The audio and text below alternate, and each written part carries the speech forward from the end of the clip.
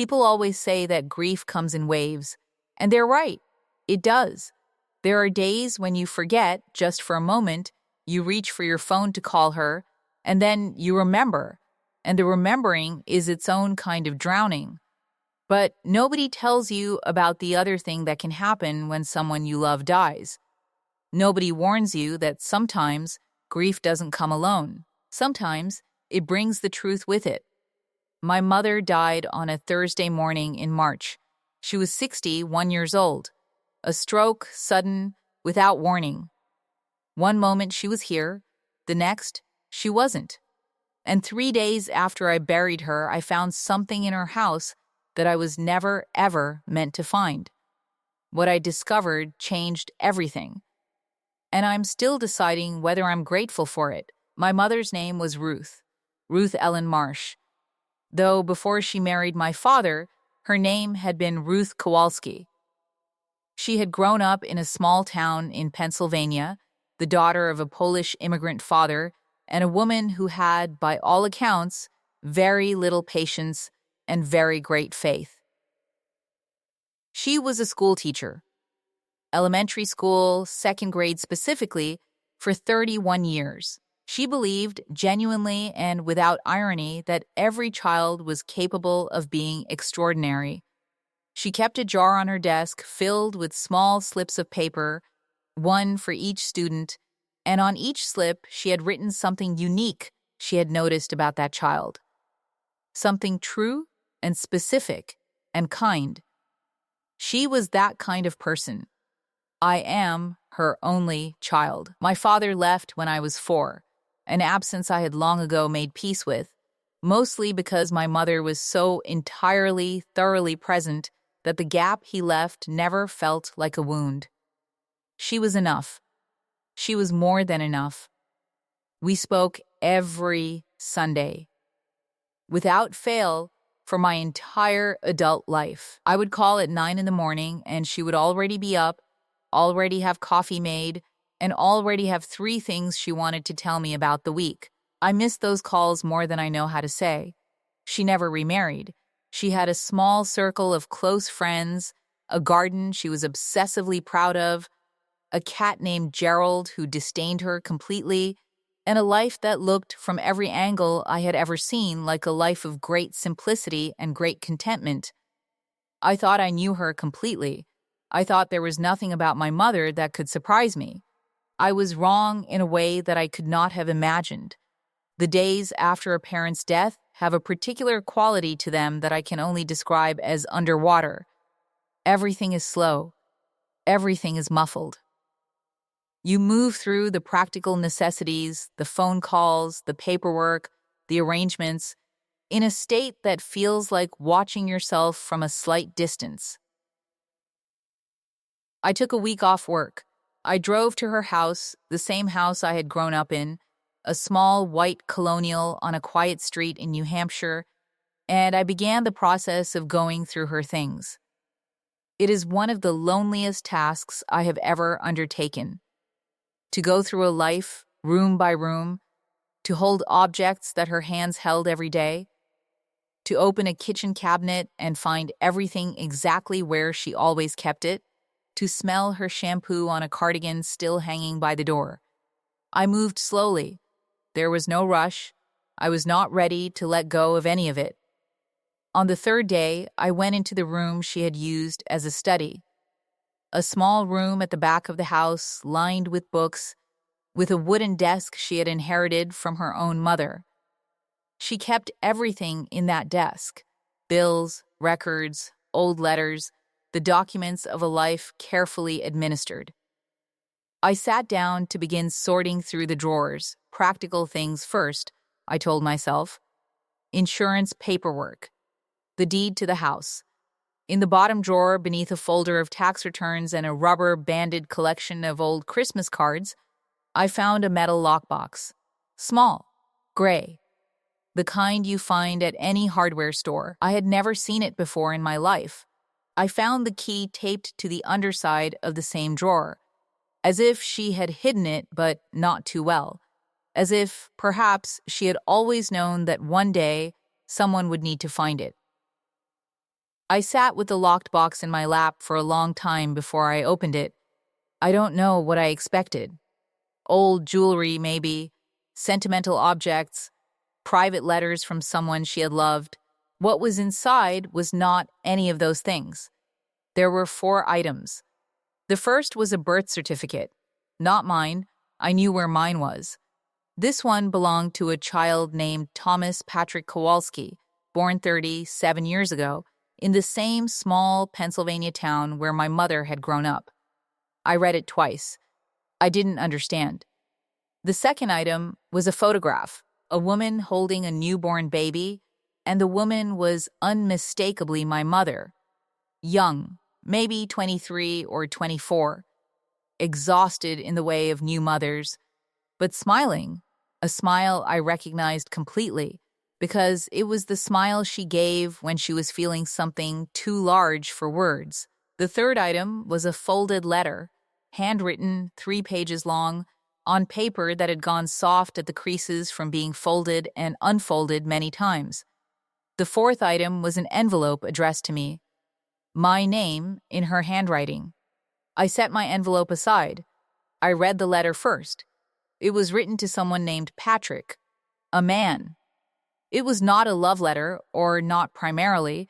It was an accounting, a reckoning, the kind of letter you write when you have carried something for decades and the weight has finally become unbearable. My mother had a son, before me, before my father, before the White House in New Hampshire and the second-grade classroom and Gerald the indifferent cat. At 23 years old, unmarried and alone and terrified, she had given a baby boy up for adoption. His name, at birth, was Thomas. She had spent 37 years wondering about him, loving him. From a distance she had chosen and never stopped grieving, keeping his birth certificate and his photograph in a locked box in the bottom drawer of her desk, taking them out, I imagine, in quiet moments when no one was watching. I sat in her study with those 4 pieces of paper, and I wept in a way I had not wept since the morning I got the call that she was gone. But this time, I was weeping for her, for the 23-year-old girl who had made an impossible choice, for 37 years of silent love, for everything she had carried alone. When I finally opened my envelope, I already knew what kind of letter it would be. Not an apology. My mother was not the apologizing kind. She believed in honesty, not performance. What she had written was an explanation.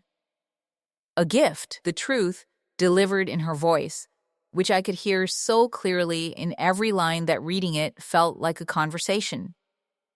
She wrote that she had been 17 when she became pregnant, that the father was a boy who left the moment she told him, that her own parents, deeply religious, deeply afraid of shame, had insisted she carry the baby to term and then give him up, that she had been given no real choice in the matter, and had spent the rest of her life making peace with a decision that was never truly hers. She wrote that she had tried to find him once, when I was a teenager, that she had hired someone to search the adoption records, that she had found a name. Thomas had been renamed by his adoptive family, had grown up in Connecticut, had become, from what she could discover, a kind and ordinary man. She had chosen not to reach out. Not because she didn't want to, but because she was afraid of disrupting a life that had settled into its shape without her, afraid of what he might think of her, afraid of opening a door that might bring pain to everyone on both sides. She wrote, "I don't know if I made the right choice. I'm not sure there was a right choice, but I want you to know that not a single day passed when I did not think of him. He has always been loved. He just didn't know it." And then, at the end of the letter, she wrote something that I have read 100 times since. She wrote, "Adam, I am leaving this for you because I think you deserve to know you have a brother. What you do with that knowledge is yours to decide. But if you do find him, please tell him that I thought of him every birthday. every single one. I folded the letter. I sat for a long time in her quiet study, with her books around me and the smell of her in the air, and then I began to think about what to do next. It took me 4 months to find him, not because it was practically difficult with what my mother had already gathered, and with the tools available now, it was not. It took 4 months because I needed that time to grieve, to sit with what I knew, to decide, with as much clarity as I could find, whether I was doing this for the right reasons. His name now was Thomas Mercer. He was 37 years old. He lived in Hartford, Connecticut. He was a high school biology teacher. And when I learned that, something moved in my chest that I still can't quite name. 2 siblings, both teachers, who had never known the other existed. He was married. He had 2 daughters, 8 and 5. He coached Little League on weekends, apparently. He had, by every indication I could find, a warm and full life. I wrote him a letter, a physical letter. I felt that mattered. I told him who I was. I told him about our mother. I told him what I had found and what she had written, and that she had thought of him every birthday. Every single one. I told him I wasn't looking for anything from him, that he was under no obligation to respond. That I simply felt he had a right to know. I mailed it on a Wednesday. He called me on a Saturday morning, 11 days later. He had been crying. I could hear it in his voice, that roughened, careful way of speaking when you are trying to hold yourself together. He told me he had always known he was adopted, that he had always wondered, that he had thought about searching, sometimes, and then talked himself out of it. He asked me what she was like. And I spent 2 hours on the phone telling him about our mother. The jar of slips on her desk, the garden she loved, Gerald the cat who didn't love her back, the Sunday morning calls, the way she laughed, the way she believed in people. He listened to all of it. At the end, he said very quietly, "She sounds like someone I would have liked very much." "She would have loved you," I said, and I meant it with everything I had. Thomas and I have met 3 times now. The first time was in a coffee shop in Hartford, a neutral, quiet place. We sat across from each other and recognized things, the shape of a smile, a habit of running a hand through hair when thinking, a particular way of listening. Our mother is in both of us, in ways that neither of us can fully explain. His daughters call me Uncle Adam.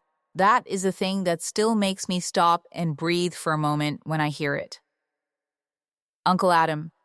From children I did not know existed 7 months ago. I think about my mother often, which is to say, constantly. I think about the choice she made at 23, in a situation that gave her no good options.